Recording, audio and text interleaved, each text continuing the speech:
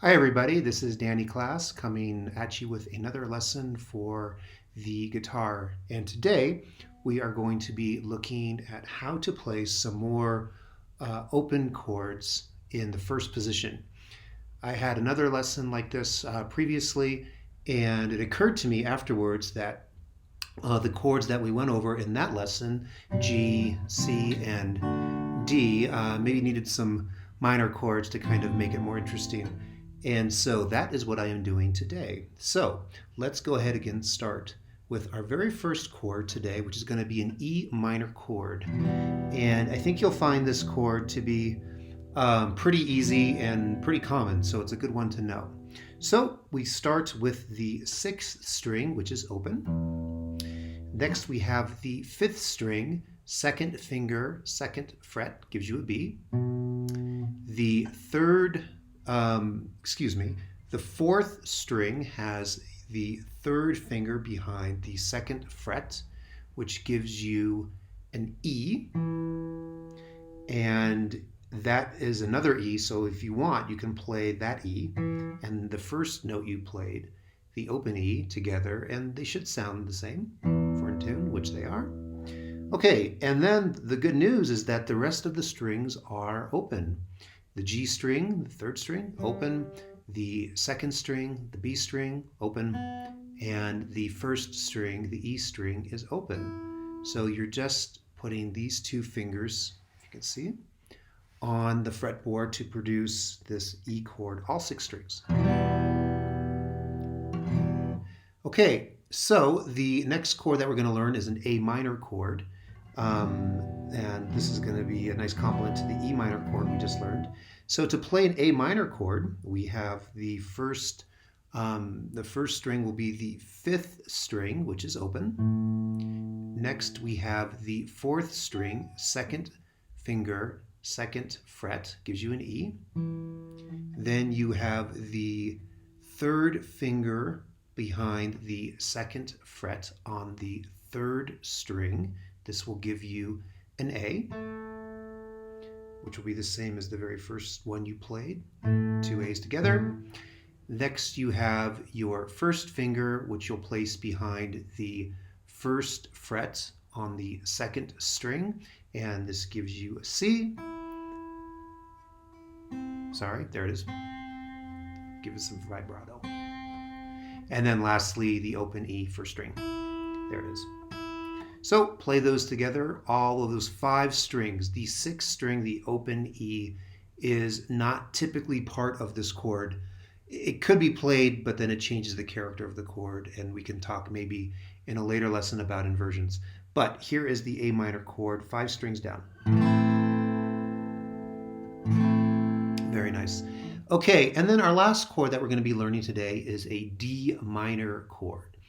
And this chord is going to have an open D, 4th string, and then you will put your 2nd finger behind the 2nd fret on the 3rd string, gives you that A. Then you will put either your 3rd or your 4th. Why don't we do the 4th, because this will free up our 3rd finger. So let's do our 4th finger, our pinky behind the 3rd fret on the 2nd string.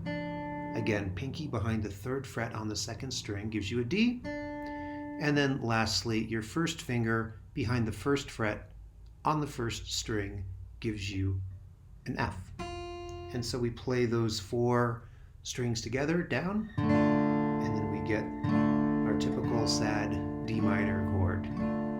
All these chords have a kind of sad quality to them, I guess. That's typically how minor chords maybe sound. Okay, so one other thing that I'd like to talk about for today's lesson is switching from chord to chord. And a lot of beginning guitarists struggle with getting a good, fluid, kind of nice, easy change between chords. And that can take some practice, but I think I have some pointers for you that might help. So what I was taught, which I think works well, which is anytime you have to switch any chord fingerings, your eyes should maybe look at your first finger, your index finger. Just put your eyes there and make that sort of the first thing you put down. And then, given enough time, the other fingers will come down quickly enough. Maybe it's because we're not used to just sort of doing all 5 fingers at once on multiple strings. It might be too much for our brains to kind of handle in the moment. So if we prioritize just our first finger, then it might be easier. So for example, if I'm going, say, from, how about the first chord that we learned, the E minor, to the third chord that we learned, the D minor. If I'm doing that, going from the E minor, playing it, and then when I make the switch, when I'm about to make the switch, my mind and my eyes go to the first finger and think, okay, that has to go on the F, and then let the other fingers come down. So one practice that could be good for you to do is just simply, don't do anything with your right hand, just hop from chord shape to chord shape. The ones we did today, E minor to D minor, A minor to D minor, A minor to E minor, but also the ones that we learned before that could also be useful.